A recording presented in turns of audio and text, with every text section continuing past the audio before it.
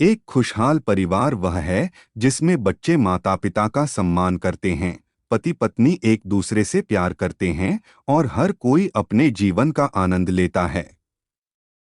हालांकि यह अक्सर होता है कि माता पिता अपनी गलतियों के परिणामस्वरूप अपने बच्चों की नज़रों में अपना पक्ष खो देते हैं।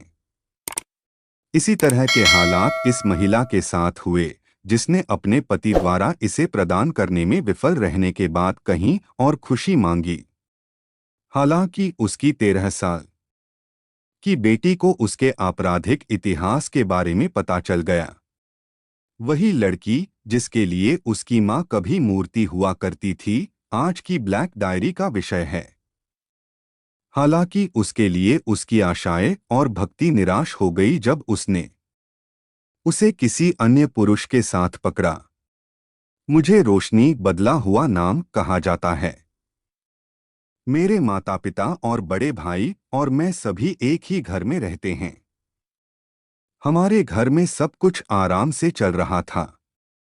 हमने अपने माता पिता को डोट उतना ही प्यार और सम्मान दिया जितना उन्होंने एक दूसरे को किया।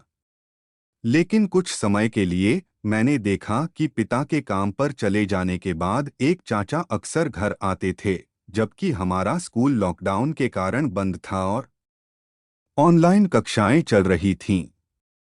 हम कमरे में इसलिए रुके क्योंकि हम अपनी कक्षाएं ऑनलाइन संचालित करते थे। पहले मम्मी सामने का दरवाज़ा खोलती, अंकल को अपने कमरे तक ले जाती और फिर अंदर से गेट बंद कर देती। मैं एक बार अपनी ऑनलाइन कक्षा में ब्रेक के दौरान पानी का एक घूंट लेने के लिए रसोई में गया, जब मैंने अपनी माँ के कमरे से एक अजीब सी आवाज़ सुनी। मैंने दरवाजे पर दस्तक नहीं दी, लेकिन मैंने बाहर से सुनने की कोशिश की।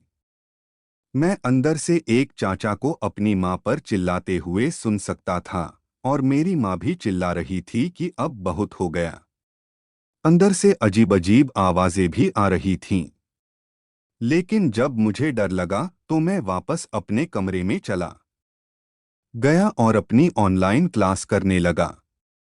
उसके बाद से वो अंकल हर दूसरे दिन हमारे घर आते रहे। मेरी माँ उसका हाथ पकड़कर मेरे कमरे में ले आती और मैं अपने कक्ष से चुपचाप उन दोनों की जासूसी करता। फिर चाचा घर से निकल जाते हैं। मम्मी भी इसी तरह विषम अवस्था में कमरे से बाहर निकलती। उसके कपड़े मैले प्रतीत होते हैं और उसके गंदे बाल अभी भी जगह पर हैं। क्योंकि मैं अपनी माँ से डरता हूँ, मैंने उनसे कभी कुछ नहीं कहा।